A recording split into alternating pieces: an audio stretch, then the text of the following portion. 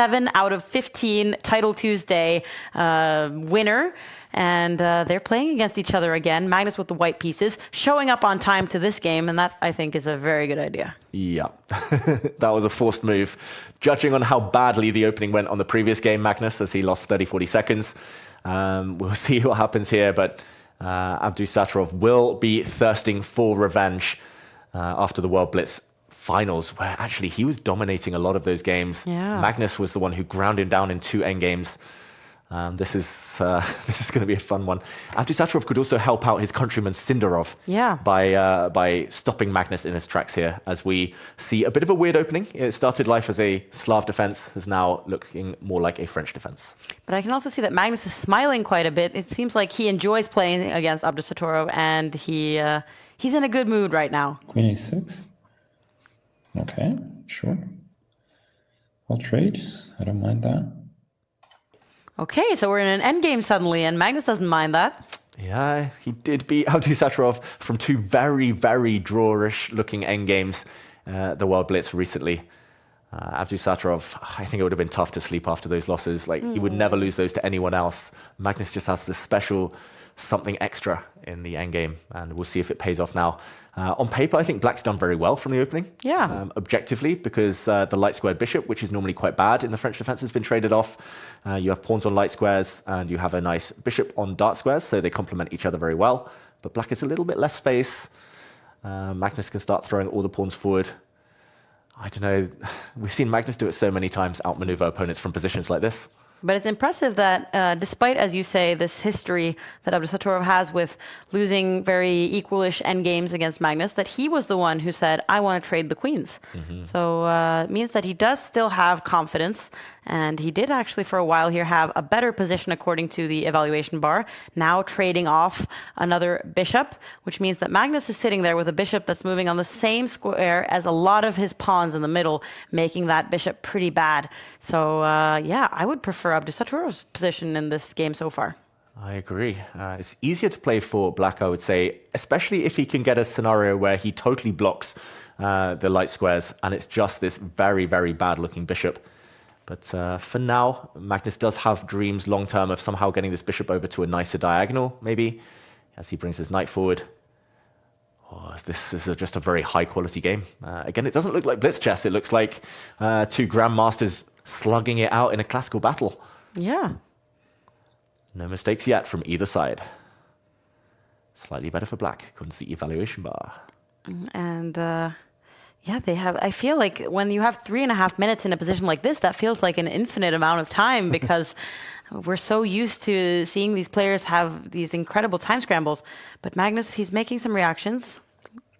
What is he saying? I don't know what that was at all. Okay. Should Magnus fans be concerned, David, when he says, I don't know what that was at all? I'm not sure. They should be concerned either for Magnus or his opponent. I'm not sure which one. Someone seems to be making some odd decisions. Abdusattorov was asking for a rook trade there. He gets it on his own terms. But now the white pawns are either very strong, controlling the black knights, or they're a bit weak. And I was going to say, Abdusattorov, the key question would be whether to trade another set of rooks. He keeps those on for now. Very hard to know what to do next for both sides. Feels like they're both kind of at a standstill. Like, this black knight can sit on a dart square, but might get traded off later. Magnus wants to defend his pawns from the side. Ooh, okay, this is the plan. b5. Abdusattorov wants to break out. Very interesting. Magnus doesn't like his position, I think. That trade of bishop for knight, because it's so blocked, knights are better than bishops. I think it's simply, as he points out, more like the white bishop here, the long-term problem. And it looks like Abdusattorov, he's very concentrated and he's making his moves very quickly, keeping a time advantage against Magnus, and in that sense kind of threatening him should they go into some time scramble, which is a bit different from the World Blitz, where they did get extra time per move. They got 2 extra seconds. So there was never a risk of running out of time, but here, Abdusattorov, he is using the clock as a weapon. Yeah, he's using the clock as a weapon, playing very quickly, but I don't like what he's done, Abdusattorov here. He's allowed white to poach this weakness on h6. Magnus is shaking his head, not liking it, but suddenly, for the first time in this game, Magnus has some hopes and dreams of taking this pawn and creating some outside potential here. First, he takes back the h4 pawn. I'm liking White's position finally, but it's become a bit of a race. White's going to get this pawn later, Black's going to get this pawn later, and we'll see mutual pawn races. And Alexius Rana has taken a draw against Pranav, which means that he now has 8.5 points. A bit surprising when players start taking these draws in the 10th round, because I feel like it's so even in the field. And if you want to win the tournament, it feels like you really need some points and some wins towards the end as well. But Magnus is shaking his head. Step slow. That's what I feel. It's a race, and he's just a bit slower. He wants to go and grab this pawn. He's now down a pawn. He lost the a4 pawn, but suddenly this one in the center would be vulnerable, and Abdusattorov is going to come and triple up the pressure on that pawn shortly. This is really reminiscent of the first game of their final at the World Blitz Championship, where it was actually Abdusattorov who struck first and won, where Magnus also had weaknesses to target on h6, but never really managed to get there, and Abdusattorov with his rooks, with his other pieces, came in. So I fear for Magnus a bit. And a minute behind on the clock as well. It's going to be a huge factor. I think Abdusattorov can take a draw here if he wants. He might want more by dropping his king back, rook to b6, and back with his own king. But he wants to win, the young Uzbek. Oh, mistake from Magnus. Now much better for Black. Oh. What is the key move? Let's see if he reacts in any way. He has to break the pin. There we go. Oh, Magnus is silent. Oh, and the knight's coming around. It's another miss. Yeah, Magnus with the misses. He seems frustrated.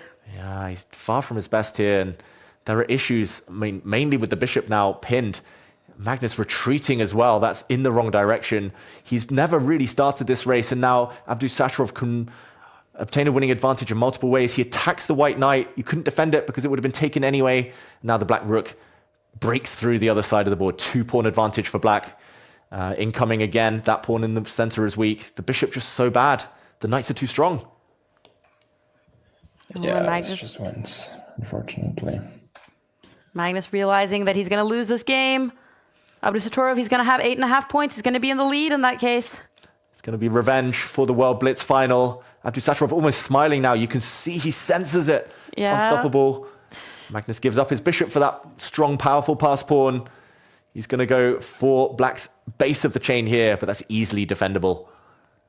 It's almost game over. Magnus just on his last legs now. But what if Abdusattorov gets nervous? I mean, we've seen this against many players who are facing Magnus, that they suddenly kind of start overthinking. Abdusattorov, he needs to stay concentrated. He's done everything right, Abdusattorov. He's a knight and a pawn up. He's going round again for white's pawn. Magnus trying the final tricks. Abdusattorov leaning back and gets the win. Okay, I was just, what can I say? I was outclassed in that game. Wow, that's quite the praise from Magnus here, saying that he was outclassed in this game.